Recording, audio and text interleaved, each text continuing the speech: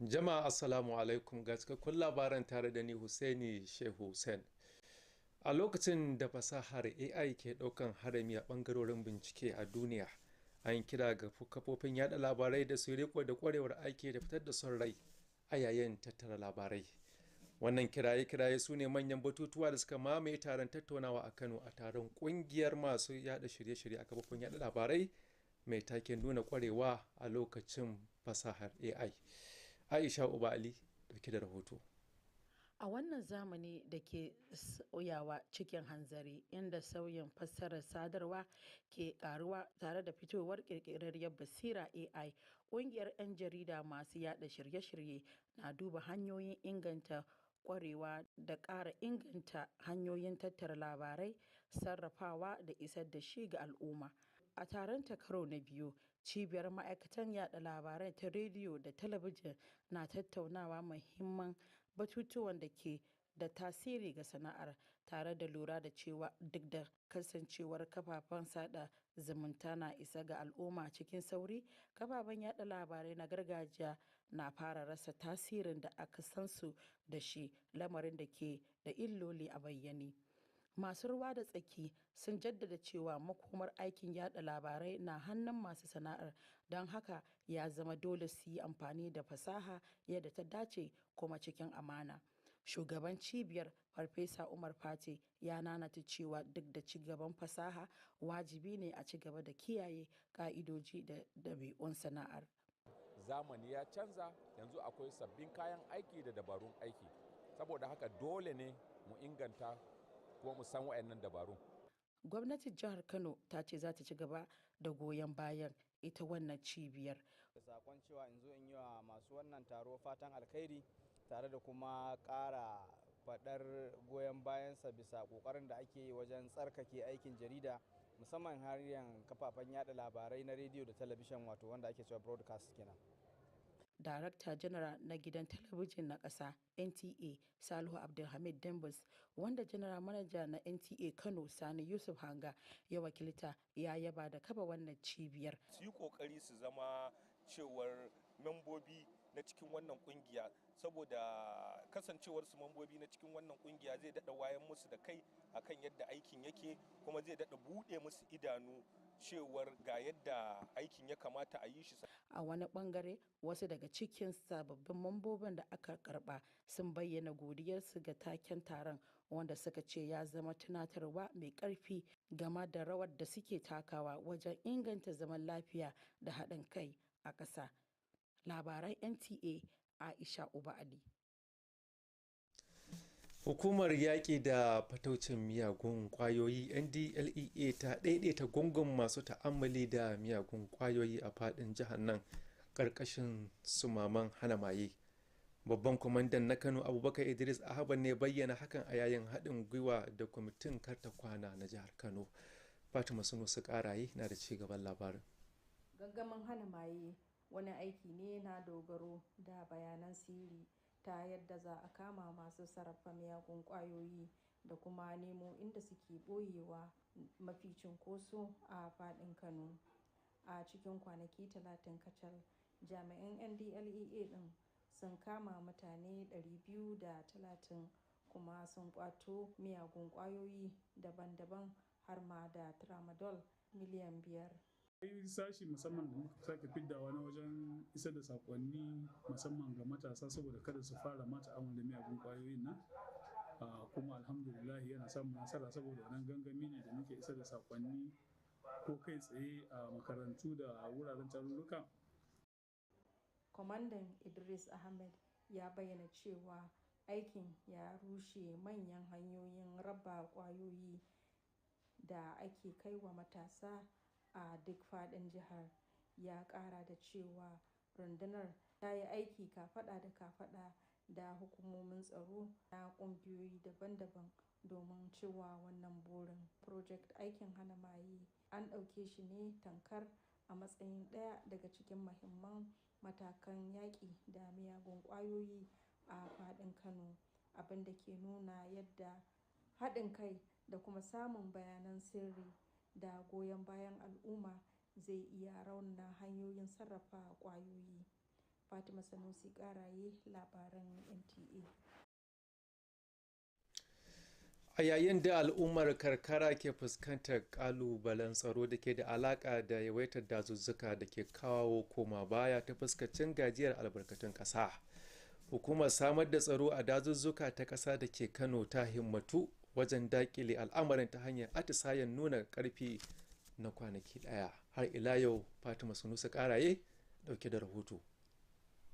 Yayin da Najeriya ke ƙara ƙaimi wajen yakar matsalolin tsaro, hukumar tsaro ta dazuzzukan Najeriya rundunar jihar Kano ta gudanar da ranar nuna ƙarfi domin ƙarfafa tsaro a yankunan dazuzzuka da ke fuskantar barazana da sabbin ƙalubalen tsaro.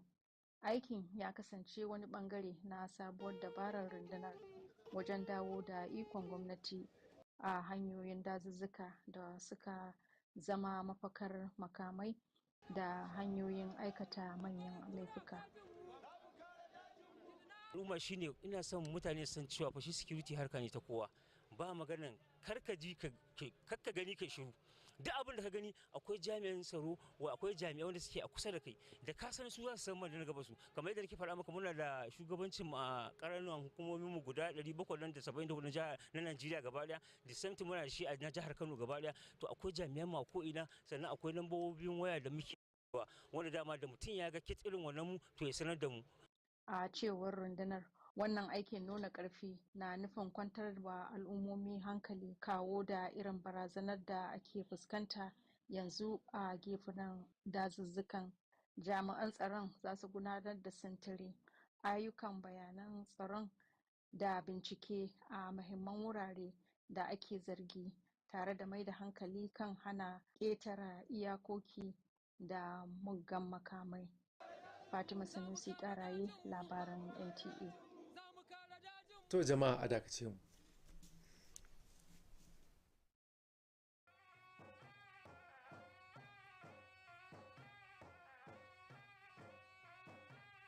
To yanzu shirin zai dora.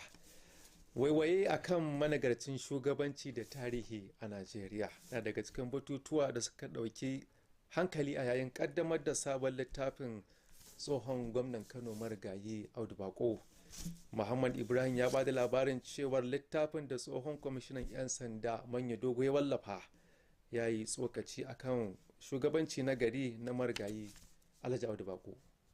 Lokacin mulkin gwamna Audu Bako daga shekarar 1967 zuwa shekarar 1975 ya kasance wani babi da ya taka rawa wajen tsara sabuwar fuskar tsohuwar jihar Kano. Sabon littafin ya sake duba wannan tarihi, yana amfani da bayanan farko domin bayyana yadda manufofi da mahimman shirye-shirye suka samo asali da yadda aka aiwatar da su. Aka sace shekara 10 fa, ba dare ba rana, tafiya ba a magana. Jama'a na gode muku. Littafin mai suna Gwamna Audu Bako, A Man of Wisdom and Foresight, ya sake jawo hankali kan batutuwan shugabanci, horas da ma'aikatan gwamnati da kuma tabbatar da ɗorewar manufofi a tsarin mulkin ƙasa. In kai ma ba ɗan uwan Audu Bako ba ne, ko kuma ba ɗan shi ba, ka ji yadda ake maganganu irin halayensa. Wanda ya rubuta littafin, Manya Dogo, tsohon kwamishinan 'yan sanda, shine ya yi aikin baiwa gwamnan kariya a wancan lokacin. Wannan kusanci da yake da shi da gwamnan ya ba shi damar tattara bayanai kai tsaye daga wuraren da aka yanke hukuncin gwamnati. Shi marigayi Alhaji Audu Bako mutum ne wanda yake Allah ya ba shi basira sosai. Da ka zaga a Kano, tsohuwar Kano da Jigawa, za ka ga irin ayyukan alheri da mutane suke mora waɗanda marigayi Alhaji Audu Bako ya ƙirƙire su aka yi. Na ɗalibai, mu da muke a Zaria, har ɗaki ake bin mu da allowances na scholarship. An gabatar da wannan littafi a matsayin wata kafa ta nazarin gudanar da mulki domin ya takaita mahimman matakan da aka ɗauka a lokacin gwamnatin soja ta tsawon shekaru 8, matakan da suka zama ginshikin kafuwar jihohin Kano da Jigawa a yau. Muhammad Ibrahim, labaran NTA. Sai kuma duniyar masana harkokin wasanni. Jude Bellingham ya zura ƙwallo ɗaya kuma ya bayar da wata dama da aka ci, yayin da Real Madrid ta koma sabon teburin La Liga duk da an rike su da kunnen doki da Elche.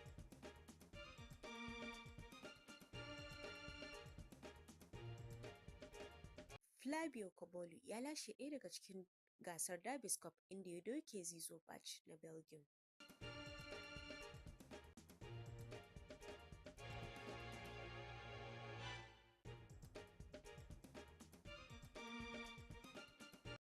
James Harden ya kafa sabon tarihin Los Angeles Clippers bayan ya ci maki 55 a nasarar da suka samu ta 131 zuwa 116 akan Charlotte Hornets.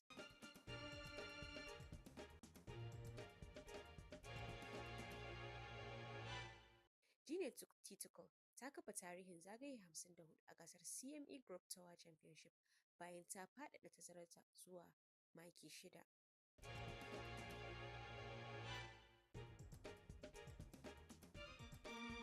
Sai hasashen masana yanayi na gobe idan Allah ya kai mu.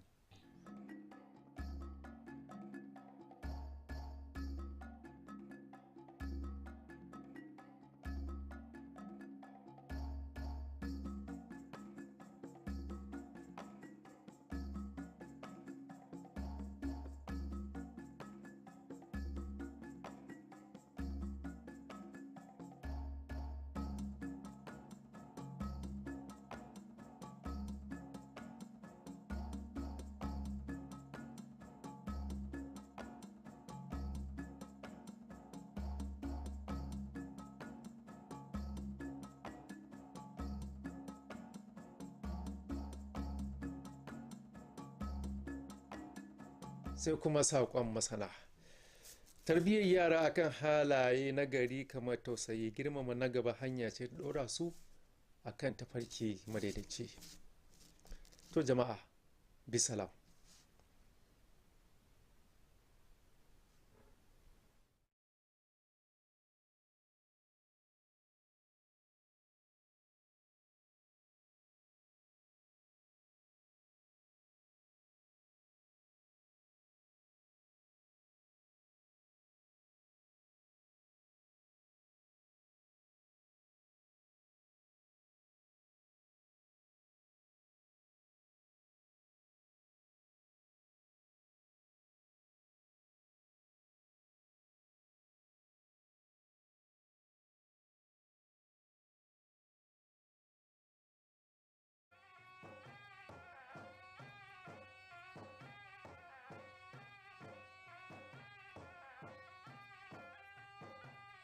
Hello and welcome to Nta Kano News. I am Muhammad Ibrahim Salihu. As artificial intelligence reshapes the global media space, the call for broadcasters to uphold professional values, ethical standards, and bias-free newsroom policies is growing louder. This issue dominated conversations in Kano, where the Society of Broadcasters held its second annual conference with the theme Broadcasting Ethics and Professionalism in the Age of Artificial Intelligence. Aisha Uba Ali reports. In a fast-evolving world where digital migration continues to reshape communication, especially with the emergence of artificial intelligence, the umbrella body of broadcasters is exploring ways to enhance competence and improve on the quality of news gathering, processing, and dissemination. At its second annual conference, the Nigerian Society of Broadcasters is deliberating on critical issues affecting the profession, noting that while social media now reaches a wider audience, conventional media is gradually losing its monopoly with visible consequences. The president of the Nigerian Society of Broadcasters, Professor Omar Pati, maintains that even as technology evolves, core professional values must remain intact. With the rise of all these technologies, gadgets, line has become so cheap and so easy. But no matter what, broadcasting as a professional engagement must remain truthful and focus. The commission is actually going to sit down and see how they're going to address those issues that were raised. But I guarantee you that the NBC will look into the prayer that the president raised. The Kano state government assures of its continued support to the society. This is the first time the SMB is going out of Abuja, and it decided to come to Kano. So we willingly accepted, we supported with the logistics. Director General, Nigerian Television Authority (NTA), Salihu Abdulhamid Dembos was represented by the General Manager NTA Kano, Sani Hanga, lauding the idea that birthed the society. If all the staff of NTA can be able to join this society, at least with what we have on ground already, added to what the society would give to us, at least we will be able to improve on the quality of our contents. Meanwhile, some of the inductees appreciate the theme of the conference, which serves as a strong reminder of their role in promoting harmony and peaceful coexistence. In Kano, Aisha Ubali, NTA News. The National Drug Law Enforcement Agency (NDLEA) Kano Command has dismantled major drug trafficking and distribution networks across the state under its flagship operation, Project Hanamaye. State Commander Abubakar Idris Ahmed stated this while briefing newsmen on the project, noting that the operation was carried out in collaboration with the Kano State Joint Task Force for Peace Restoration and Youth Rehabilitation. Fatima Sunusi Karai reports. Project Hanamaye, an intelligent-led operation, targeted the busiest drug routes and hideouts across Kano. And within 30 days of its operation, officers arrested 230 suspects and seized 5 million tramadol tablets along with 25 tons of assorted illicit drugs. We recovered and publicly destroyed 15 tons of illicit drugs and uncovered and eradicated more than 5 cannabis plantations, directly preventing future harvest and supply. Enforcement alone is not enough. Prevention anchors on long-term success. Our Catch Them Young program reached deep into schools, communities, and vulnerable neighborhoods.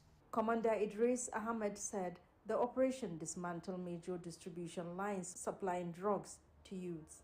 He added that the task force worked closely with security agencies, traditional rulers, community leaders, and civil society groups to sustain the crackdown.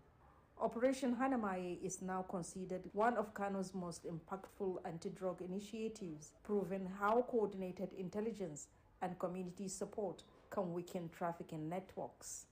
In Kano, Fatima Sanusi Karai, NTA News. With rural communities increasingly caught between rising forest-based crimes and shrinking natural resources, the Nigeria Forest Security Service Kano State is moving to reassert control through a one-day show of force aimed at protecting lives, livelihoods, and forest ecosystem. Once again, Fatima Sunusekaraye reports.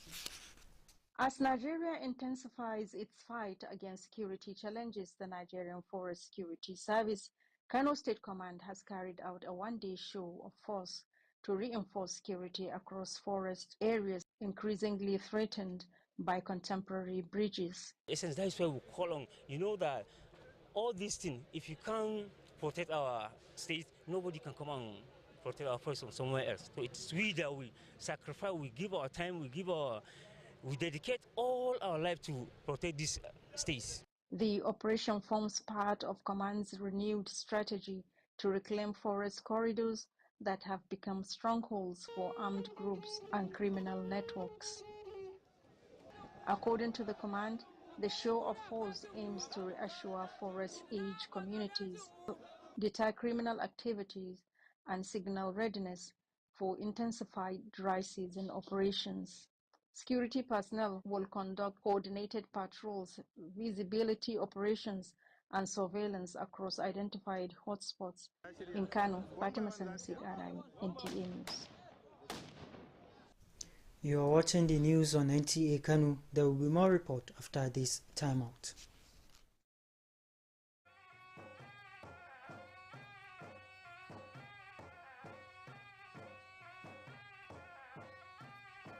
Welcome back.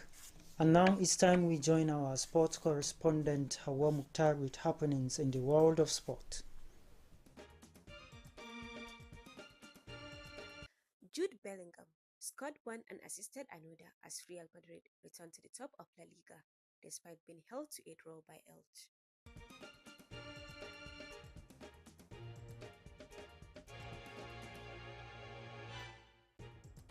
Flavo Copoli won the 6th longest tiebreak in Davis Cup history to beat Belgium's Zizou Bats.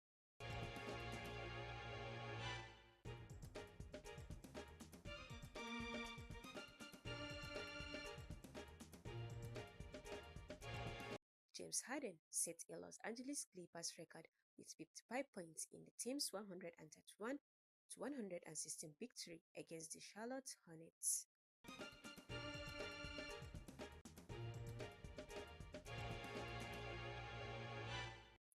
World number 1 Gino Titico set a 54-hole tournament record at the CME Group Tour Championship as she extended her lead to 6 shots.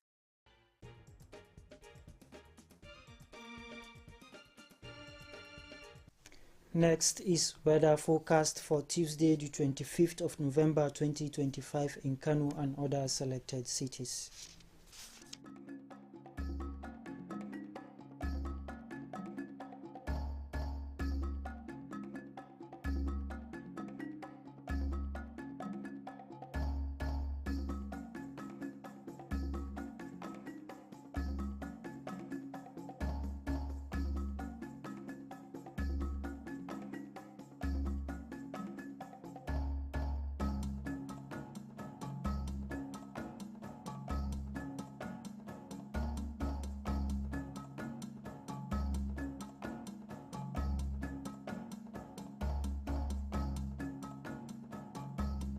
This brings us to the end of our today's bulletin, but before we round up, here is our expert message.